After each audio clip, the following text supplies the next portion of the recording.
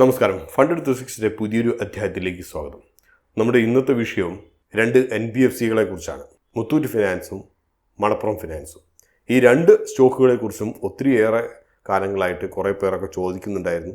പ്രത്യേകിച്ച് കഴിഞ്ഞ കുറച്ച് കാലങ്ങളായിട്ട് സ്വർണത്തിൻ്റെ വില വർധനയെ തുടർന്ന് മുത്തൂറ്റ് ഫിനാൻസ് മോശമില്ലാത്ത റിട്ടേൺസ് നൽകി തുടങ്ങുക കൂടി ചെയ്തപ്പോൾ, പക്ഷേ എങ്കിൽ പോലും മണപ്പുറം ഫിനാൻസ് തത്തുല്യമായിട്ടുള്ള റിട്ടേൺസ് ഒന്നും നൽകിയില്ല. അതുകൊണ്ട് തന്നെ പലർക്കും ഒരു പ്രധാനപ്പെട്ട ഒരു സംശയം, ഈ രണ്ട് NBFCകളിൽ, പ്രത്യേകിച്ച് ഈ രണ്ട് NBFCയും ഉന്നം വെക്കുന്നത് അഥവാ അവരുടെ മേജർ റവന്യൂ വരുന്നത് സ്വർണ്ണപ്പണയത്തിന്മേലാണ്. അപ്പോൾ ഇവയിൽ ഏതാണ് നല്ലത് എന്നുള്ള രീതിയിലാണ് പലരും ചോദിച്ചിരുന്നത്.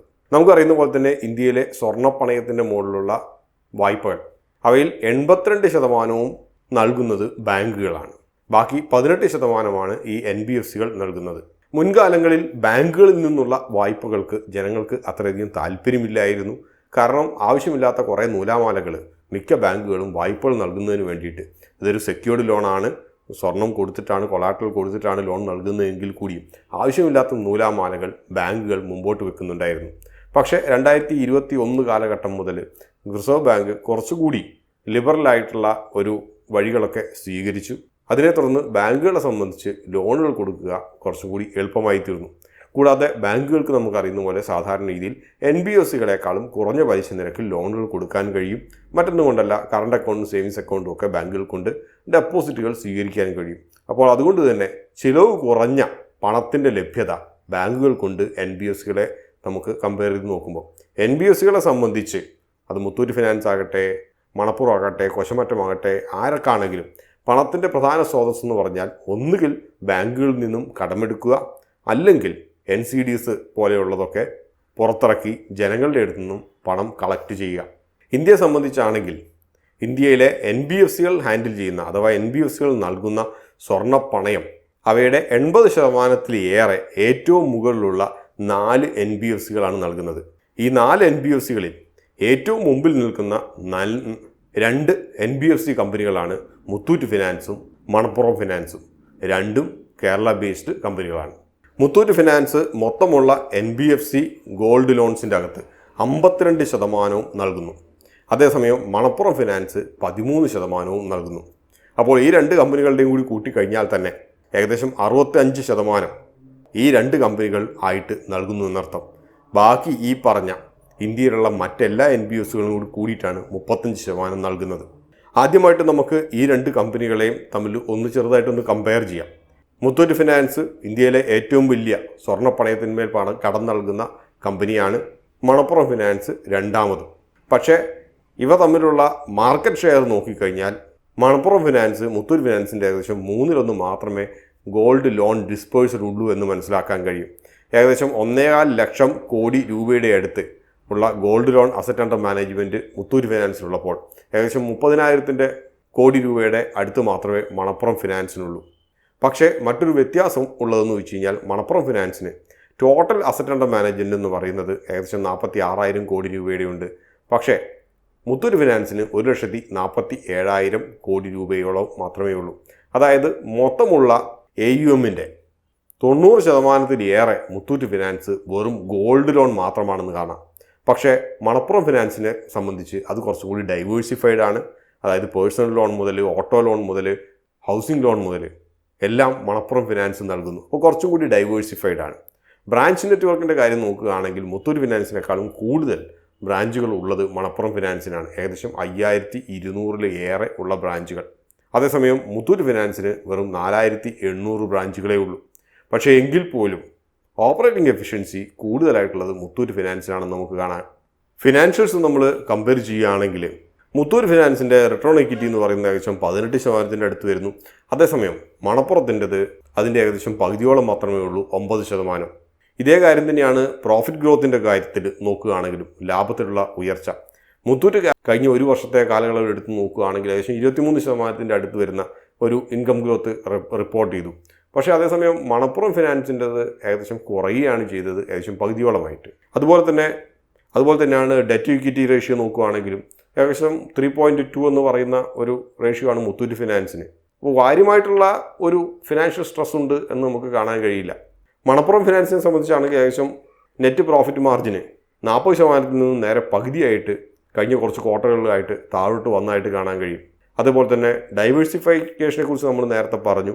പക്ഷേ എങ്കിൽ പോലും ഈ ഒരു ഡൈവേഴ്സിഫിക്കേഷൻ കാര്യമായിട്ട് വർക്കൗട്ട് ചെയ്തില്ല എന്ന് കാണാം. പക്ഷേ മണപ്പുറം ഫിനാൻസിന് ഉള്ള ഏറ്റവും വലിയൊരു പോസിറ്റീവായിട്ടുള്ളൊരു കാര്യം ബെയിൻ ഫിനാൻസിൻ്റെ ഒരു ഇക്വിറ്റി ഇൻഫ്യൂഷൻ എന്നുള്ളത് മാത്രമല്ല പറയേണ്ടത്, അത് നമ്മൾ സ്റ്റേക്ക് ഡൈല്യൂഷൻ എന്ന് പറഞ്ഞിട്ട് നന്ദകുമാർ ഫാമിലിയുടെ സ്റ്റേക്ക് ഡൈല്യൂഷൻ നമ്മൾ കാണുന്നുണ്ടെങ്കിൽ കൂടിയും ഒരു ഫണ്ട് ഇൻഫ്യൂഷൻ, ഫണ്ട് പുതുതായിട്ട് പുറത്തു നിന്നും വന്നു. കൂടാതെ ബെയിൻ ക്യാപിറ്റൽ ആണെങ്കിൽ ഒരു കൺട്രോളിംഗ് സ്റ്റേക്ക് എടുക്കാൻ വേണ്ടിയിട്ട് ഉള്ള ഒരു ഓപ്പൺ ഓഫർ മുമ്പോട്ട് വയ്ക്കുകയും ചെയ്തു. അപ്പോൾ അതോടുകൂടി നമ്മൾ മനസ്സിലാവുന്ന ഒരു കാര്യം, പുതുതായിട്ടുള്ളൊരു ഫണ്ടുകൾ, അതായത് ചുരുങ്ങിയ ചെലവിലുള്ള ഒരു പണലഭ്യത മണപ്പുറം ഫിനാൻസിന് ഭാവിയിലേക്ക് ഉറപ്പുവരുത്തും ഈ ഒരു പുതിയ ഫണ്ടുകൾ എന്നുള്ളതാണ്. കാരണം ഇത് ഇക്വിറ്റി സെയിലല്ല നടന്നത്. പോരാത്തതിന് ബെയിൻ ക്യാപിറ്റൽ എന്ന് പറയുന്നത് ലോകത്തിലെ തന്നെ പേരെടുത്തിട്ടുള്ള ഒരു പ്രൈവറ്റ് ഇക്വിറ്റി ഫേമാണ്. അവരുടെ ഒരു മാനേജറിയൽ എക്സ്പെർട്ടും കൂടിയും മണപ്പുറം ഫിനാൻസിന് വന്നു ചേരും. അപ്പോൾ ഇത് ശുഭകരമായിട്ടുള്ളൊരു കാര്യമാണ് മുമ്പോട്ട് നോക്കിക്കാണുമ്പോൾ ഉള്ളത്. പക്ഷേ എങ്കിൽ പോലും വലിയൊരു ചോദ്യം മുമ്പിൽ നിൽക്കുന്നത്, ബെയിന് എന്തുമാത്രം ഈ ഒരു ഫീൽഡിൽ എക്സ്പെർട്ടൈസ് ഉണ്ട് എന്നുള്ളതാണ്. ഈ ഒരു ഫീൽഡിൻ്റെ അകത്ത് എക്സ്പെർട്ടൈസ് ഇല്ലാത്തത് കൊണ്ടാണ് മുത്തൂറ്റിനേക്കാളോ മലപ്പുറത്തിനേക്കാളോ ഒക്കെ വലിയ പല NBFCസും വലിയ ബിസിനസ് ഹൗസ് ബാക്ക് ചെയ്തിട്ടുള്ള NBFCs, ഉദാഹരണമായിട്ട് പറയുകയാണെങ്കിൽ ബജാജിൻ്റെ, ഇവർക്കൊന്നും കാര്യമായിട്ട് ഈ ഒരു മേഖലയിൽ പയറ്റിത്തെറിയാൻ പറ്റാത്തത്. പിന്നെ പലർക്കും ഉണ്ടായുള്ള പ്രധാനപ്പെട്ട ഒരു സംശയമാണ്, ഇവിടെ 10,000-കണക്കിന് NBFCകൾ ഉണ്ടല്ലോ, പിന്നെ എന്തുകൊണ്ട് ഈ 2 അല്ലെങ്കിൽ 2-3 NBFCകളിൽ മാത്രം വീണ്ടും വീണ്ടും ആളുകൾ വന്നു ചേരണം എന്നുള്ളത്. അതിൻ്റെ പ്രധാനപ്പെട്ട ഒരു കാര്യമെന്ന് വെച്ച് കഴിഞ്ഞാൽ കസ്റ്റമർ സൈക്കോളജിയാണ്. നമുക്കറിയുന്ന പോലെ തന്നെ അത് സൈക്കോളജി എന്ന് പറയുന്ന ഒരു കാര്യത്തിന് മാത്രമായിട്ട് ഒതുങ്ങി നിൽക്കാൻ കഴിയുന്നതല്ല, സുരക്ഷിതത്വത്തെക്കുറിച്ചുള്ള ഒരു ചെറിയ വേവലാതി കൂടിയാണ്. ഉദാഹരണമായിട്ട് പറയുകയാണെങ്കിൽ, നിങ്ങളുടെ അടുത്തുള്ള ഒരു സ്വർണ്ണപ്പണയ വായ്പ നൽകുന്ന കാര്യമായിട്ട് പേരെടുക്കാത്ത ഒരു NBFCയിൽ കൊണ്ടുപോയിട്ട് പണയം നിങ്ങൾ സ്വർണം വയ്ക്കുന്നു എന്ന് കരുതുക. നമുക്കറിയുന്ന പോലെ തന്നെ ഒരു ലെൻഡിങ് വാല്യൂ എന്ന് പറയുന്ന ഒരു 80% അപ്പുറത്തേക്ക് കടക്കില്ല, 75-80%. കാരണം RBIക്ക് അതിനനുസരിച്ചുള്ള ഗൈഡ് ലൈൻസ് ഉണ്ട്. എനിക്ക് തോന്നുന്നു 75%. അതായത് ഇന്നത്തെ മാർക്കറ്റ് വിലയ്ക്ക് 100 രൂപ ഉള്ള സ്വർണത്തിന് നിങ്ങൾക്ക് പരമാവധി ലഭിക്കുന്നത് 75 രൂപയോ 80 രൂപയോ ആയിരിക്കും. അപ്പോൾ 20% ഹെയർ കട്ട് അവിടെ നിലനിൽക്കുന്നു.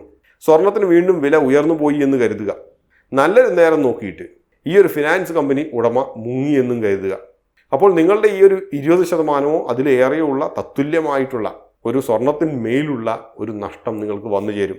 അപ്പോൾ അതുകൊണ്ട് തന്നെ സ്വർണ്ണ പണയം വയ്ക്കുമ്പോൾ നിങ്ങൾക്ക് പണം തരുന്നുണ്ടെങ്കിൽ കൂടിയും അതൊരു അണ്ടർ വാല്യൂഡ് ആയിട്ടുള്ള ഒരു പണമാണ് എന്നുള്ള കാര്യം പലർക്കും അറിയുന്നത് കൊണ്ട് തന്നെ ബാങ്കോ നിക്ഷേപങ്ങളോ പോലെ തന്നെ സ്വർണ്ണപ്പണയം വയ്ക്കുന്നതും വളരെ സുരക്ഷിതമായിട്ടുള്ളതും ശക്തമായിട്ടുള്ള ഫിനാൻഷ്യൽസ് ഉള്ളതുമായിട്ടുള്ള സ്വർണ്ണപ്പണയ കമ്പനികളിൽ മാത്രമേ ജനങ്ങൾ വെക്കാൻ തയ്യാറാകുകയുള്ളൂ, അല്ലെങ്കിൽ ബാങ്കുകളായിരിക്കണം. അതുകൊണ്ട് തന്നെയാണ് വലുതായിട്ടുള്ള NBFCകൾ വീണ്ടും വളരുന്നത്. ആ വിശ്വാസ്യത അത് നിലനിർത്താൻ സാധിക്കുന്നുണ്ട് എന്നുള്ളത് കൊണ്ട് തന്നെ. മറ്റൊരു കാര്യമുള്ളത്, എല്ലാ സ്വർണ്ണപ്പണയം നൽകുന്ന കമ്പനികൾക്കുമുള്ള സ്റ്റാൻഡേർഡ് റിസ്കുകളാണ്.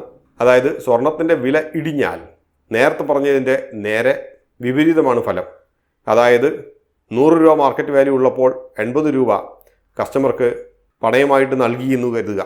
ഇത് കഴിഞ്ഞ് സ്വർണത്തിൻ്റെ വില കുത്തനെ ഇടിഞ്ഞ് പണയം നൽകുന്ന സമയത്ത് 100 രൂപ ഉണ്ടായിരുന്നത് 50 രൂപയിലേക്ക് എത്തിയെന്ന് കരുതുക. ഈ ഒരു സ്വർണം തിരിച്ചെടുക്കാൻ വേണ്ടിയിട്ട് കസ്റ്റമേഴ്സ് വരില്ല.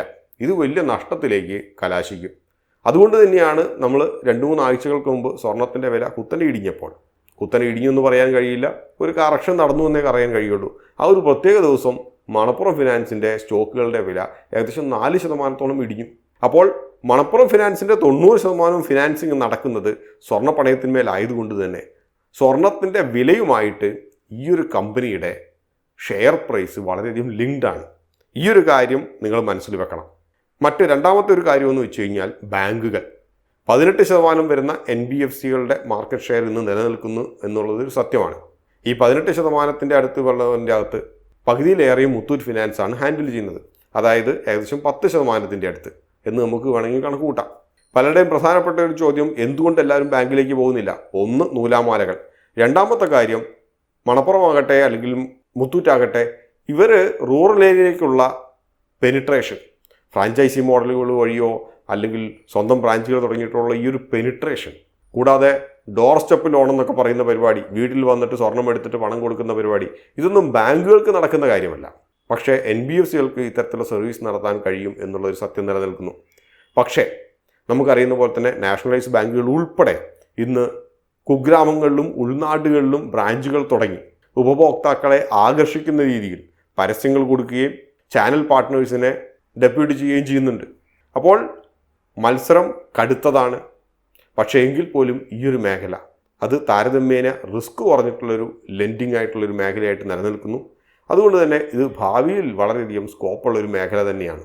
ആത്യന്തികമായിട്ട് മുത്തൂറ്റിൽ നിക്ഷേപിക്കണമോ മണപ്പുറത്ത് നിക്ഷേപിക്കണമോ എന്ന് ഇന്ന് ചോദിക്കുകയാണെങ്കിൽ അതിൻ്റെ ഉത്തരം മുത്തൂറ്റ് എന്ന് തന്നെയാണ്. അതാണ് ഫിനാൻഷ്യൽസ് കാണിക്കുന്നത്.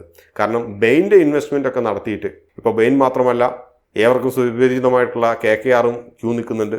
ഈ രണ്ട് ഇൻവെസ്റ്റ്മെൻറ്റ്സും മണപ്പുറത്തിലേക്ക് വരുന്നുണ്ടെങ്കിൽ കൂടിയും ഈ വരുന്ന പ്രൈവറ്റ് ഇക്വിറ്റി ഇൻവെസ്റ്റ്മെൻറ്റ് കമ്പനികളുടെ ഈ ഒരു സ്വർണ്ണ പണയം എന്ന് പറയുന്ന ബിസിനസ് മേഖലയിലുള്ള എക്സ്പെർട്ടൈസ് എത്രയുണ്ട് എന്നുള്ളൊരു സംശയം നിലനിൽക്കുന്നു. അതുകൊണ്ട് തന്നെ അത്ഭുതകരമായിട്ടുള്ള ഒരു മാറ്റങ്ങൾ ഉണ്ടാകുമോ എന്നുള്ളത് കാത്തിരുന്ന് കാണേണ്ട കാര്യമാണ്. ഒരു അഡീഷണൽ ഫണ്ട് ഇൻഫ്യൂഷൻ, ആ ഒരു ചെറിയൊരു മാർജിൻ മാത്രമേ ബെനിഫിറ്റ് ഉണ്ടാകുകയുള്ളൂ അടുത്ത കാലത്തേക്ക് എന്നാണ് കരുതപ്പെടുന്നത് മണപ്പുറത്തെക്കുറിച്ച്. ഇതോടുകൂടി ഈ അധ്യായം പൂർണ്ണമാകുകയാണ്. മറ്റൊരു അധ്യായത്തിൽ നമുക്ക് വീണ്ടും കാണാം. അതുവരെ നന്ദി, നമസ്കാരം.